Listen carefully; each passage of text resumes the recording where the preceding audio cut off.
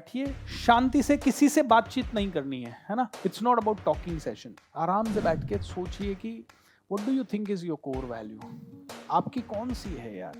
बनाना नहीं है, किसी और का कॉपी पेस्ट नहीं करना है। बोले कौन रात को दिमाग लगाया यार तूने क्या लिखा, अच्छा ये लिखा ना, मेरी भी यही है, ये बिल्कुल नहीं करना है। प्लीज, उल्टा पड़ जाएगा, मैं बोल रहा हूँ। अगर ऐसा होता तो मैं तो आपको दे ही देता ना एक लिस्ट, मेरे पास पड़ी है 500 कोर वैल्यूज की लिस्ट पड़ी है। तुझे बचपन से आज तक तेरी लाइफ को देखना है और तूने कौन सी चीज बचपन से आज तक कंसिस्टेंटली की है या पिछले 10 साल में तो कम से कम कंसिस्टेंटली की है, वो तेरी कोर वैल्यू होगी।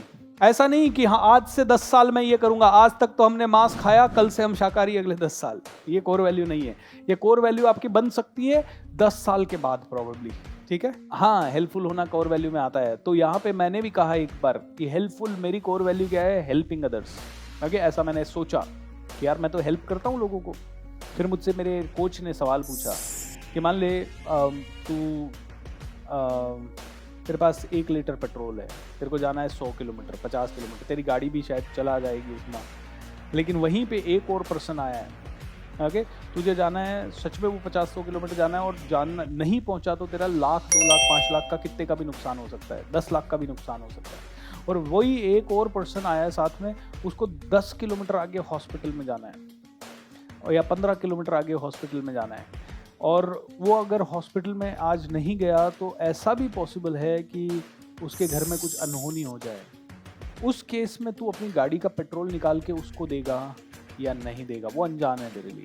मैंने बहुत सोचा, मैंने कहा यार जान पहचान का होगा तो शायद मैं दे दूंगा, अनजान हुआ तो नहीं देना चाहिए कि ऊपर नहीं जाएंगे। मेरे अंदर से नहीं आवाज़ आई कि ऐसी सिचुएशन में एक अनजान आदमी को मैं दे दूंगा ये, क्योंकि मैं कैसे ट्रस्ट करूं। मैं उसका एक सवाल का एग्जांपल दे रहा हूं। अगर आपने, ये एक सिचुएशन हो गई, ऐसी 10 सिचुएशन लेके आपको वैलिडेट करना है। ये वैलिडेशन का तरीका बता रहा हूं। मैं नहीं कह रहा हूं कि आपकी ये कोर वैल्यू है या नहीं है, हो सकता है ये आपकी कोर वैल्यू है, लेकिन आपको ऐसे वैलिडेट करना है। क्योंकि लिखना किसको है, आपको। इसकी मार्केटिंग किसको करनी है, आपको। अगर ये थोड़ी भी झूठ हुई तो ये उल्टी किस पे पड़ेगी, क्योंकि कौन देख रहा है आपको, आपका कस्टमर देख रहा है, आपकी टीम देख रही है, आपका सप्लायर देख रहा है, आपके सब लोग देख रहे हैं आपको, आपके रिश्तेदार देख रहे हैं। Everybody is watching you, and when everybody is watching you, you can not tell a lie, कहीं तो पकड़े जाओगे। इसीलिए it has to be authentic, मिलावट नहीं, थोड़ी भी इसमें डाउट नहीं, यह 100% वही होनी चाहिए जो आपकी है। As of now, you are not going to really write anything which you have to develop. It takes minimum 10 to 20 years to develop a core value. You cannot develop it in the next 1 year. आज मैं 15 साल से training कर रहा हूँ तो मेरा एक बिहेवियर, एक पर्सनालिटी डेवलप हुआ है। मैं अगर 1 साल पहले आता और 1 साल में मैं कहता मैंने देखो मैं कितना हार्ड वर्क करता हूँ, तो will you probably believe me that much या will the market believe me that much? No. हर चीज के लिए एक over a period of time your reputation is seen. तो आपको कोई भी कोर वैल्यू है उसको डेवलप करने का मिनिमम टाइम फ्रेम है 1 डेकेड। 1 डेकेड तक अगर आपने कोई चीज कंटिन्यूअसली जी है, 1 डेकेड तक आप पूरे, आज से आप कहते हो मेरी तो कोई कोर वैल्यू नहीं है अभी, लेकिन आज से मैं प्रण लेता हूं कि I will be super helpful, और 5 से 10 साल आपने वही बिहेवियर डेमोन्स्ट्रेट किया और लोग कहने लगे you are the most helpful person, आपको फीडबैक मिलने लगे, पूरी दुनिया कहने लगी, आपकी हेल्पफुलनेस के मिसालें दी जाने लगी, then you can say yes it's my core value. अभी तो आपको क्या चूज करना है, जो आपकी ऑलरेडी कोर है, जिनको आपने पिछले 10 सालों में जिया है, उनको आज लेना है। आपको आज जो डिस्कवरी करनी है वो करनी है पिछले 10 साल, 12 साल, 15 साल में ऐसी कौन सी वैल्यूज हैं जो मैंने जी है। आपने कहा कि क्या मैं कोर वैल्यू को डेवलप कर लूँ ओवर ए पीरियड, राइट। हाँ, अगर आपको लगता है आज आपकी कोई भी निकल के नहीं आ रही है, राइट, और कोई ऐसी कोर वैल्यू है जो आपकी 99.99% निकल के आ रही है और उसको आप और एनहांस कर सकते हैं अगले 3 साल के अंदर, तो बात अलग है। अदरवाइज हम लोगों को आज कौन सी ढूंढनी है, वो ढूंढनी है जो हम जीते हुए आए हैं। अब्दुल का सवाल है कि अगर मेरी हार्डवर्क कोर वैल्यू है और मैं सुबह 8 बजे निकला और दिन भर काम कर रहा हूँ, लेकिन शाम को घर में कोई इमरजेंसी हो गई और मैं घर पे काम छोड़ के आ रहा हूँ जबकि काम भी पेंडिंग पड़ा है, तो क्या हार्डवर्क मेरी कोर वैल्यू होगी? अगर काम ऐसा है जो आज की जगह कल भी कर लिया तो भी कोई भूचाल नहीं आने वाला है, लेकिन फैमिली को डील नहीं किया तो भूचाल आने वाला है। हाँ, जहाँ पे आपके बगैर हो सकता है तो आपको करना है। फिर जैसे कमिटमेंट टू द वर्क, अगर आपके बगैर हो सकता है तो आपको वो मैनेज करना है, क्योंकि देखिए कोर वैल्यू में आप ये कंडीशंस नहीं डालोगे कि मैं कमिटेड हूँ लेकिन घर से कोई कॉल आ गया तो मैं कमिटमेंट तोड़ दूँ, नहीं तोड़ सकते आप। इमरजेंसी है तो आपको जाना ही पड़ेगा अब्दुल भाई, क्योंकि फैमिली चली जाएगी। लेकिन उस केस में आप मेरा काम कर रहे हो, आप मेरे को फ़ोन करोगे, मेरे को बताओगे, उस कमिटमेंट को फॉलो करने के लिए घर की इमरजेंसी को डील करके तुरंत जल्दी आओगे। तो देखो हार्ड वर्क तो आपको पूरी दुनिया दे देगी ना सर्टिफिकेट आपका हार्ड वर्क का। आप रातों को जाग के कर रहे हो, दिन में जाग के कर रहे हो, एक आधी बार घर में इमरजेंसी है, उसमें एक ऐसी चीज़ों को हम वो नहीं करेंगे क्योंकि वो फीलिंग तो आ रही है, लेकिन फिर भी आपका काम तो चल ही रहा है ना। तो जहाँ पे भी हार्ड वर्क आपकी कोर वैल्यू है, मतलब आप ऐसे नहीं बैठ सकते कि यार आज दिन भर यार आज तो मैं सिर्फ टीवी देखूंगा। वैल्यू सिस्टम मतलब जिससे आप कॉम्प्रोमाइज जानबूझ के, क्या मतलब वर्स्ट के सिनारियो में भी नहीं कर रहे हो। अब हार्ड वर्किंग तो आप हो, आप बचपन से हार्ड वर्क करते आए हो, इसमें कोई दो राय है, लेकिन अब फैमिली भी तो आपका पार्ट है। मैं हार्ड वर्किंग हूँ, मैं बहुत ज़्यादा मान लीजिए कमिटेड हूँ, लेकिन इस समय अगर फैमिली को ज़रूरत पड़ेगी तो मैं सेशन छोड़ के तो नहीं जाऊँगा फॉर श्योर, क्योंकि आप 50 लोग अपनी जीवन को सारी चीज़ें, अब ऐसी सिचुएशन है और इसमें मैं चला गया तो फिर मैं कमिटेड नहीं हूँ, then I am not giving 100% and much more. लेकिन ऐसी सिचुएशन है और इसमें क्रिटिकल सिचुएशन इतनी ज़्यादा क्रिटिकल हो गई है जहाँ पे फिर मेरे को आपको बताना ही पड़े कि भाई मैं ना 2 घंटे में आऊँगा, 2 घंटे का सेशन आप सुदेश के साथ करो क्योंकि बहुत ही अर्जेंट है और मैं सच में मेरे को जाना पड़ेगा। तो वो एक एक्सेप्शनल ऐसा केस हो गया वो, जिसमें मतलब मैनेज भी हो सकती है, ये भी चीज़ मैनेज हो सकती है और वो भी हो सकती है, तो मुझे दोनों मैनेज करनी है। हाँ, उनमें नहीं है ताकत, तो बस आपकी कोर वैल्यू है ना, आपकी टीम में इस कोर वैल्यू को 0 टॉलरेंस पॉलिसी आप बनाते हो, और नहीं करना चाहता है तो वो आपकी टीम में एक लेवल के आगे नहीं रहेगा। उसको हम 3 महीने ट्रेन करेंगे, 3 महीने उसको और मौका देंगे, एक आधा महीना और देखेंगे और उसके बाद उसको हटा देंगे। नहीं रखना चाहिए। जो आपकी वैल्यू सिस्टम से मैच नहीं कर रहे, उन लोगों को आपको धीरे धीरे पहले तो ट्रेन करना है।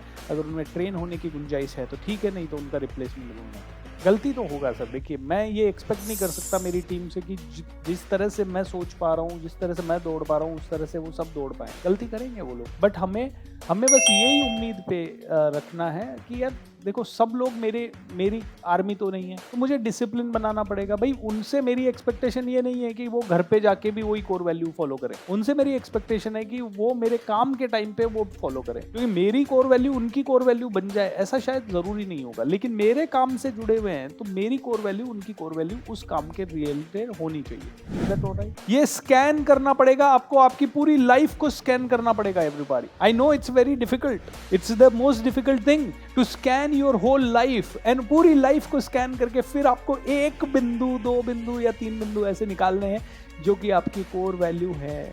हाँ, 90% जहां पे भी आप अपनी वैल्यू सिस्टम से कॉम्प्रोमाइज करोगे आपका दम ही घुटेगा।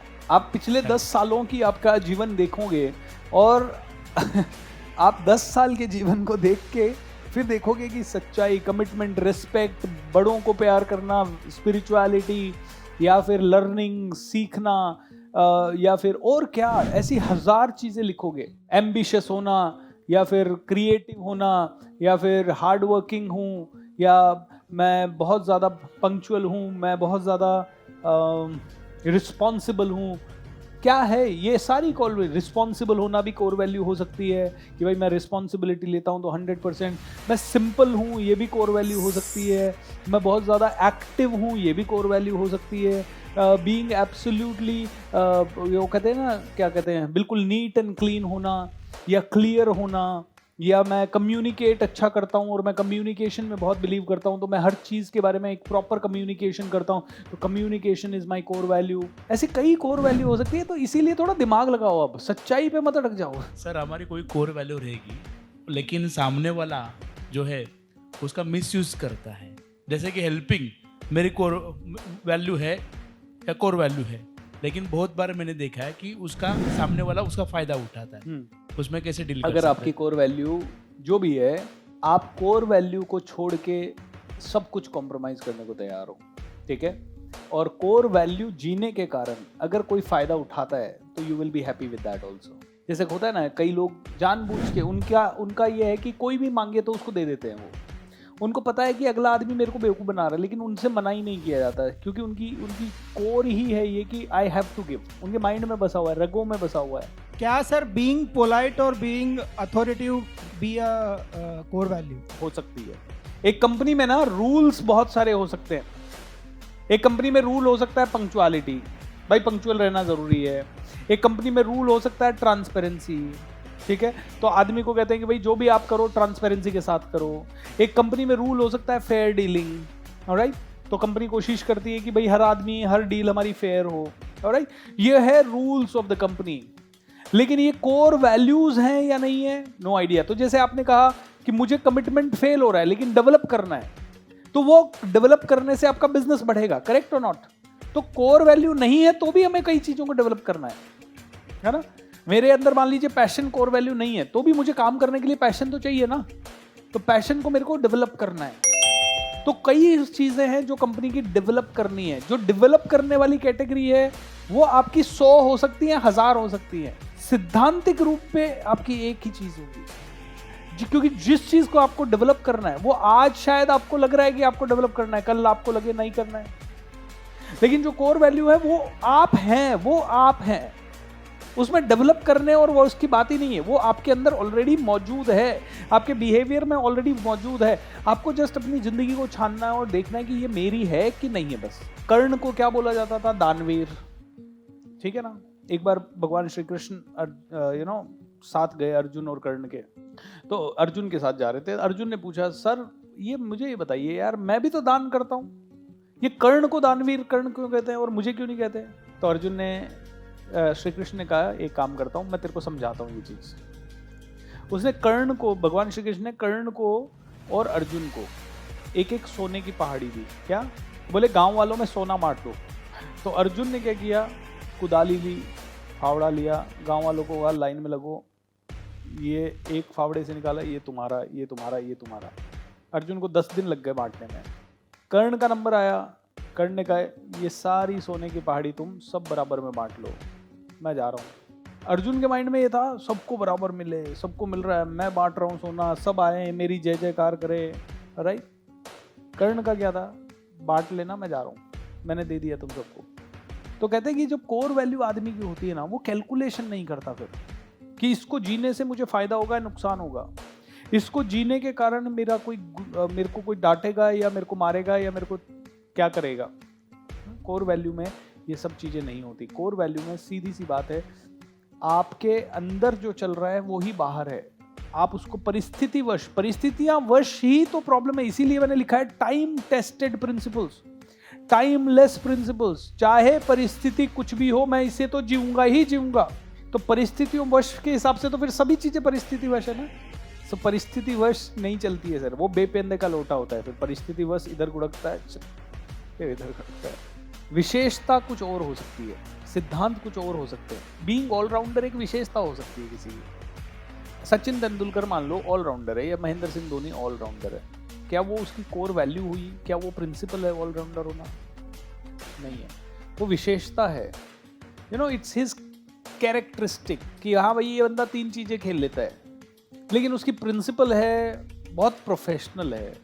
वो प्रिंसिपल हो सकता है कि भाई उसकी डीलिंग जो है ना हर आदमी के साथ बहुत प्रोफेशनली डील करता है, प्रॉपर सिस्टम से डील करता है। क्रिकेट को भी प्रॉपर सिस्टम से, सुबह 5 बजे आ जाता है, 5 बजे बोला तो 4 बजे बोला तो 4 बजे, हमेशा वेल ड्रेस्ड रहेगा, अप टू डेट रहेगा, हर चीज़ की नॉलेज रखेगा। वो प्रोफेशनलिज्म हो गई, वो उसका प्रिंसिपल हो गया जिसको वो जी रहा है। ऑलराउंडर हो सकता है आदमी, सब्जी बेच सकता है, ऑल इन वन हो सकता है, लेकिन वो विशेषता है, तो प्रिंसिपल्स अलग हो जाता है। इसीलिए आपको ना, आप क्या हो उसको पेपर पे लिखिए। आपको टाइम लगेगा इस चीज़ के लिए, 2-3 घंटे का ब्रेनस्टॉर्मिंग लगेगा कम से कम, हो सकता है पूरे दिन का ब्रेनस्टॉर्मिंग लगे। आपको जो ये सब चीज़ें जो मुझसे पूछ रहे हो, इनको पेपर पे लिखना है।